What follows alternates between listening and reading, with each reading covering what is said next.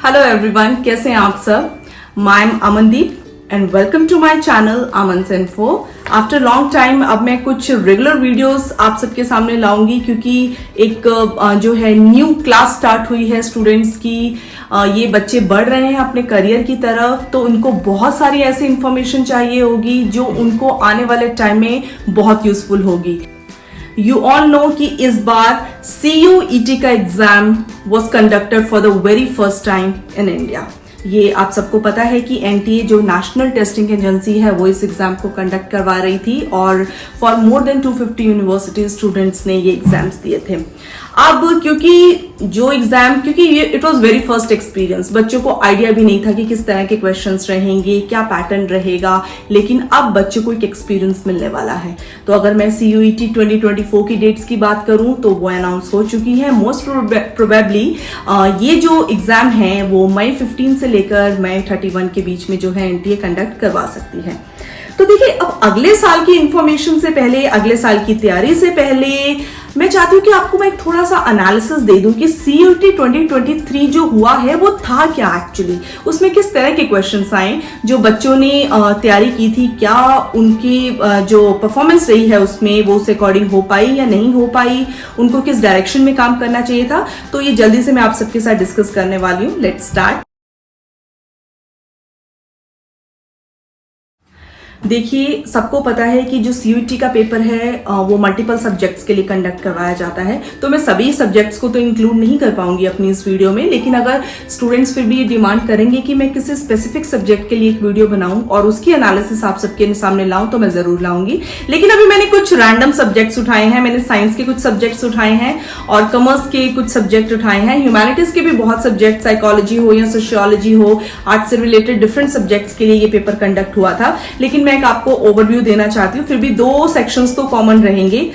देखिए, CUET का जो पेपर होता है वो 3 डिफरेंट स्लॉट्स में होता है और जो बच्चों से बात करने के बाद मुझे पता लगा, मैंने काफी अलग अलग स्टूडेंट से, अलग अलग स्कूल के स्टूडेंट से बात की है कि आपका क्या इसमें कहना है, क्या रिव्यू आप देना चाहते हैं कि किस तरह का पेपर था, आपकी तैयारी के अकॉर्डिंग था या नहीं। तो मोस्ट ऑफ द स्टूडेंट्स ने मुझे यही बताया था कि मैम जो स्लॉट 1 था out of all the 3 slots वो थोड़ा डिफिकल्ट था। देखिए, अब ये डिपेंड्स किसके पास कौन सा स्लॉट है, आपको किस स्लॉट में कौन सा सब्जेक्ट मिल रहा है, वो ईजी है या डिफिकल्ट है, वो सब बात की बातें हैं।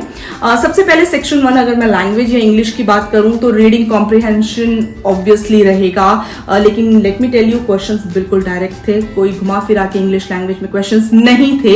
इसमें वही idiom and phrases, antonym, synonym, active and passive voice और पार्ट्स ऑफ स्पीच। ये तो आपको वैसे भी अपनी तैयारी मैं समझती हूँ हर स्टूडेंट को साथ साथ रखनी चाहिए, because be it any national entrance, कोई भी गवर्नमेंट एग्जाम है, सबका लैंग्वेज का यही बेस रहता है। तो आप ये मत सोचिए कि आप सिर्फ CUET की तैयारी कर रहे हैं, कोई भी एंट्रेंस देंगे, लैंग्वेज का बेस यही टॉपिक्स रहते हैं हमेशा।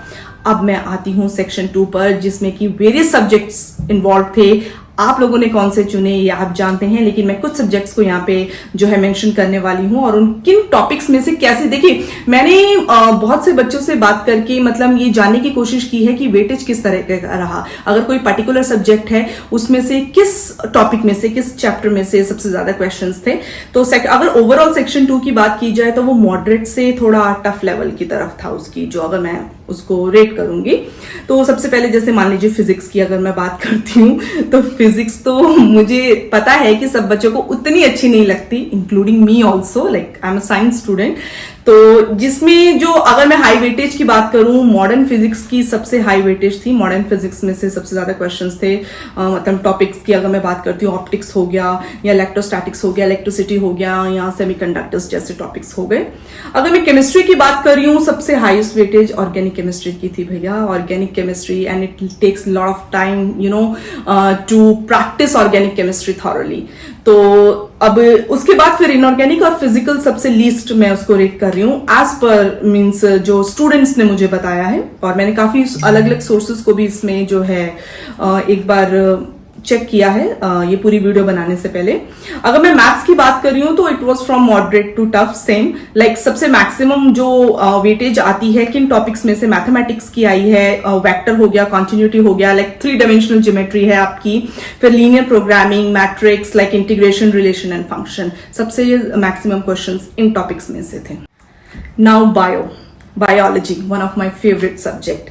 अब बायो की अगर मैं मैक्सिमम वेटेज की बात करती हूँ तो बायोटेक्नोलॉजी, आई मीन बहुत कम स्टूडेंट ने सोचा होगा कि इस तरह के टॉपिक में से CUET पे जो है ज़्यादा कंट्रीब्यूशन हो सकता है। इकोलॉजी हो गया, जेनेटिक्स हो गया, and evolution, reproduction, human welfare and biodiversity. Obviously biodiversity अपने आप में एक बहुत वाइड टॉपिक है। ये कुछ साइंस के सब्जेक्ट्स थे। अगर मैं कॉमर्स के कुछ सब्जेक्ट्स की बात करती हूँ, इकोनॉमिक्स सबका कंसर्न था। लाइक इकोनॉमिक्स में मुझे बहुत बच्चों ने बहुत तरह के रिव्यूज दिए हैं, क्योंकि इकोनॉमिक्स में एक्चुअली क्या था कि NCERT से बिल्कुल स्ट्रेट फॉरवर्ड क्वेश्चंस थे। अगर आपने NCERT को अच्छे से 11th या 12th की NCERT को अच्छे से फॉलो किया होगा तो आपके लिए जो पेपर है वो इजी रहा होगा। कंज्यूमर बिहेवियर एंड डिमांड, देखिए मैक्रो इकोनॉमिक्स को अगर आप डिवाइड करते हैं, मैक्रो इकोनॉमिक का वेटेज माइक्रो से ज्यादा था। 15 एंड 20 क्वेश्चंस ज्यादा मिलाकर मैक्रो में से थे। After that 5 to 8 questions micro economics में से थे। उसके बाद इंडियन इकोनॉमिक डेवलपमेंट में से भी 20 से ऊपर क्वेश्चंस थे। तो लेवल की बात करूं तो इजी टू मॉडरेट था। सबसे बड़ी बात है आपके कॉन्सेप्ट की। देखिए इकोनॉमिक का पेपर स्ट्रेट फॉरवर्ड जरूर था, वो इस तरीके से डिजाइन किया गया था कि अगर आपकी कॉन्सेप्शुअल नॉलेज अच्छी थी ना तो आपके लिए पेपर बिल्कुल इजी रहा होगा। लेकिन जहां रटाफिकेशन हो, यहाँ जहां आपको लगे कि आपकी कॉन्सेप्शुअल नॉलेज अच्छी नहीं है, तो मे बी शायद उन स्टूडेंट्स को ये पेपर थोड़ा सा जो है टफ लगा हो। ठीक है। अब अगर बिजनेस स्टडीज की बात करूं, ये भी शिफ्ट टू शिफ्ट वेरी किया है कि मतलब क्या इसका डिफिकल्टी लेवल था। वही स्टाफिंग, प्रिंसिपल्स ऑफ मैनेजमेंट, ये दोनों बहुत इंपॉर्टेंट टॉपिक हैं। और फाइनेंशियल मैनेजमेंट हो गया, कंट्रोलिंग या कंज्यूमर प्रोटेक्शन हो गया। तो क्योंकि देखिए जो स्टाफिंग टॉपिक है इसने अपने आप में बहुत सारी चीजों को इंक्लूड किया। पैसेजेस हों, MCQs हों या फिलअप्स हों, मैक्सिमम मतलब ये तीनों कैटेगरीज स्टाफिंग में से तो जरूर थी। कई बार क्या होता है एक टॉपिक में से उन्होंने सिर्फ MCQ को ले लेते हैं, कई टॉपिक्स में से वो फिलअप्स को ले लेते हैं, लेकिन स्टाफिंग एक ऐसा टॉपिक रहा है इस पूरे CUET में जिसमें से इन्होंने तीनों कैटेगरीज में क्वेश्चंस उठाए हैं। तो उसके बाद अब मैं अकाउंट्स की बात करती हूँ। अब भैया अकाउंट में अब ब्लंडर क्या हो गया, अब इसे ब्लंडर भी नहीं कह सकते। मतलब जो बच्चों ने बोला है वो ये कि बोला 60 मिनट्स गया था लेकिन मिले सिर्फ 45 मिनट्स हैं। सो मतलब आप मेंटली प्रिपेयर्ड रहें, हो सकता है फ्यूचर में ये ना हो। तो सबसे बड़ी बात है अकाउंट में ऑर्डर बेस्ड क्वेश्चंस थे। ऑर्डर बेस्ड क्वेश्चंस का मतलब समझते हैं आप, जैसे मान लीजिए आपकी बैलेंस शीट है या कैश फ्लो है तो वो ऑर्डर वाइज होता है, कौन सी चीज पहले आएगी इसके बाद। तो जब आप बैलेंस शीट को अच्छी तरह समझते हैं तो आपको वैसे भी आपके टीचर्स पढ़ाते ही इस तरह की से हैं, और टीचर्स ये श्योरली बोलते ही हैं बच्चों की कि ऑर्डर बेस्ड क्वेश्चंस तो आपको तैयार करने ही चाहिए।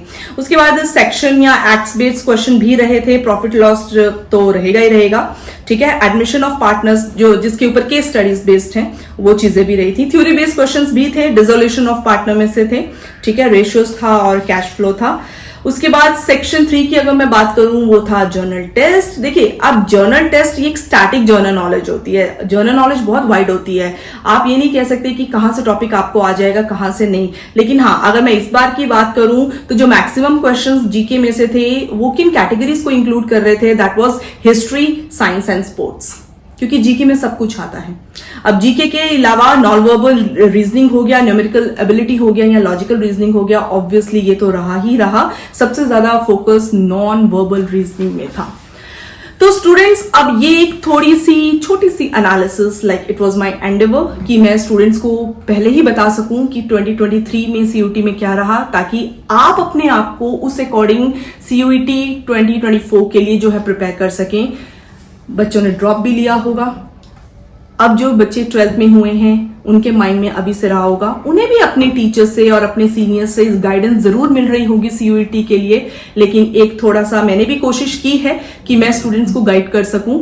मैं बायो में लिंक डालूंगी, मैं डिस्क्रिप्शन में लिंक डाल दूंगी कि आप CUET के लिए किस वेबसाइट से अप्लाई कर सकते हैं। और आप मुझे कमेंट भी कर सकते हैं कि आपको अगर किसी पर्टिकुलर सब्जेक्ट की एनालिसिस चाहिए या आपको जो सब्जेक्ट्स मैंने अभी इस वीडियो में मेंशन किए हैं उसकी तैयारी हम किस तरीके से कर सकते हैं। अगर आपको इसके बारे में भी कुछ डिटेल्स चाहिए तो आप मुझे मैसेज कर सकते हैं, कमेंट में मेंशन कर सकते हैं। और ये वीडियो आपको कैसी लगी ये भी आप मुझे जरूर बताइएगा। और जिन लोगों ने अभी तक मेरे चैनल को सब्सक्राइब नहीं किया है, do subscribe my channel. Thank you.